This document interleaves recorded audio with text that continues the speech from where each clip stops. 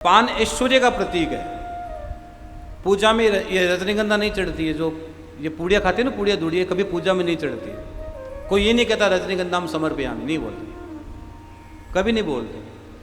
और ये खा रहे हो, जहर खा रहे हो, उसमें लिखा हुआ भी है, उसमें आप जो आदमी पूड़िया खाता है, नशा करता है, उसमें लिखा हुआ है ये स्वास्थ्य के लिए हानिकारक है। देखिए हानि करे वो चीज़ तो पहले खानी है, क्योंकि नहीं खाएंगे तो मरेंगे कैसे। जो चीज़ हानि करे उसको पहले खा लेनी है भाई, उसको पहले खाओ, निपटाओ उसको पहले तो तुम खाओगे, फिर वो तुम्हें खाएगी। हाँ, आदमी 40 साल तक इस शरीर को तोड़ लेता है और 40 साल के बाद शरीर को जोड़ने के लिए पैसा तोड़ देता है। हाँ, बहुत मैं गहरी बात बता रहा हूँ। नशा तो डाकू है, जो डाकू पकड़ने के बाद छोड़ता नहीं है। नशा नौकर बन के आता है। अगर आप किसी को बीड़ी पीने की तलब होगी ना, तो बीड़ी पहले मांगोगे आप कि भैया बीड़ी दे दो, मांग कर पियोगे, पहले नौकर बनोगे, फिर आप बंडल साथ रखोगे, नशा आपका मित्र बन जाएगा, फिर आपको हुक आएगी, आपको पीना पड़ेगा, आप रह नहीं पाओगे। हाँ, बिन पिए नशा हो जाता है जब देखो श्याम सूरत तेरी। ए बाबा, जब तेरी सूरत देखता हूँ श्याम धड़ी, तो पीने की जरूरत ही नहीं, बिन पिए नशा हो जाता है। क्या जरूरत है, ये बाबा का नाम का नशा। तो ये पूड़िया पूड़िया मत खाया करो। कई लोग पूजा में बैठते हैं, पूड़िया मुंह में है, जर्दा मुंह में है, फिर बोले पूड़िया, महाराज जी पूजा करे, काय की पूजा यार। पूजा मुंह, मैं बताऊंगा आपको, आप बड़े ताज्जुब करोगे। मैं निशान की भी कहानी बताऊंगा अभी थोड़ी देर बाद, फिर स्वामिनी के बारे में बताऊंगा, फिर श्याम जन्मोत्सव भी कराऊंगा, टेंशन मत करना, सब करवा देंगे। हाँ, सब करवा देंगे। जो व्यक्ति श्याम बाबा को पान चढ़ाता है, उसके घर में ऐश्वर्य आता है। और पान की उत्पत्ति समुद्र मंथन से होती है, ध्यान रखना। पान की उत्पत्ति समुद्र मंथन से हुई है। समुद्र मंथन में वो एक बूंद गिर गई थी, वहां एक बेल प्रकट हो गई थी। वो कथा आपने सबने सुनी हुई है। पान के आगे और पीछे दरिद्रता रहती है। पान के पत्ते के आगे और पीछे दरिद्रता का निवास बताया गया, जो पान है उसमें। हाँ, क्योंकि आपने देखा होगा पान वाला जब कभी पान बनाता है, कभी ये जो पनवाड़ी जो पान बनाने वाले लोग होते हैं, पान बनाते पान को आगे और पीछे दोनों हिसाब से काटते हैं, आगे भी काटते और पीछे भी काटते हैं। उनको पता है कि पान में दरिद्रता होती है। पान को भी अकेले नहीं छोड़ा जाता है। जिस पान को अकेले छोड़ दिया उसमें दरिद्रता आ जाती है, उसका आनंद खत्म हो जाए। इसलिए पान वाला क्या करता है, पान में हर समय पानी डालता रहता है।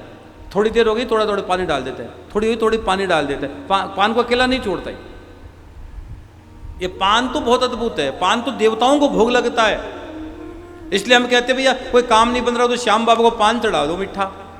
हनुमान जी को मीठा पान खिलाओ, जर्दे वाला नहीं, मीठे पान खिलाओ, बढ़िया मीठा पान चढ़ाओ, आपका काम हो जाएगा। अब पान के बारे में लिखा है, पान के ऊपरी हिस्से में शुक्र और इंद्र विराजमान रहते हैं। जो पान का ऊपर का जो हिस्सा होता है, उसमें शुक्र और इंद्र का विराजमान बताया गया है। और पान के बीच में मां सरस्वती का निवास बताया गया है। आहा हा, इसलिए ब्राह्मण भोजन कराओ तो उसके बाद पान भी खिलाया करो। हाँ, चलो फिर मैं सालासर बालाजी की बात बोल देता। अभी सालासर बालाजी के बारे में तो मोहनदास जी से, कानी बाई से जब बालाजी मिलने आए अपने सालासर बालाजी, तो पहले तो मोहनदास जी ने कहा भिक्षा मांगने आए थे बालाजी महाराज, भिक्षा मांगने आए। लेकिन उस दिन कानी बाई का किस्मत नहीं जगा होगा और बालाजी चले गए।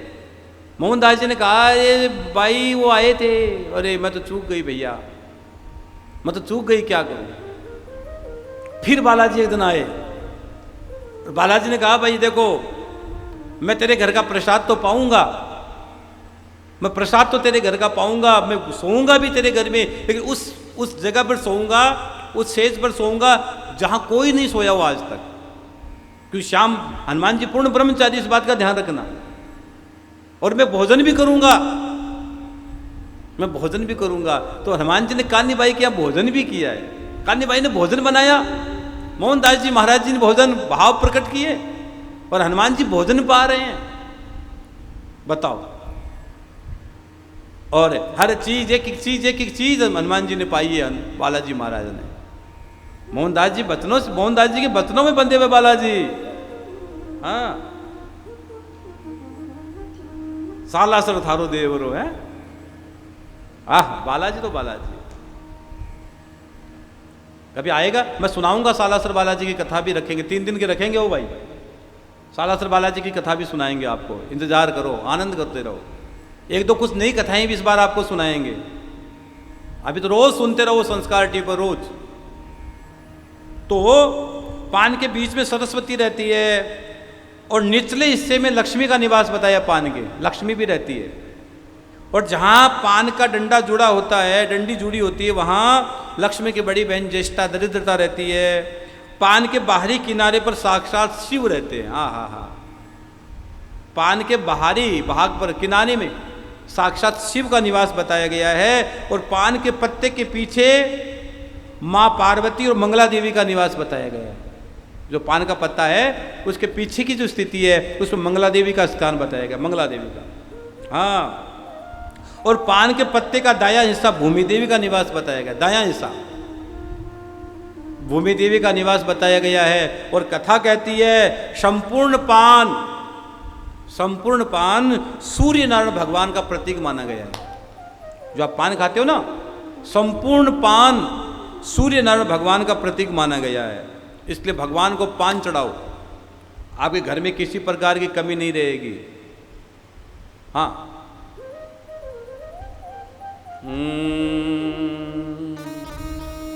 जो कोई श्याम को चढ़ावे प्रेम से पान, मनोकामना पूर्ण हुए श्याम देवे वरदान। अगर आपकी कोई भी कामना हो तो प्रसन्न मन से श्याम बाबा को पान चढ़ा दो।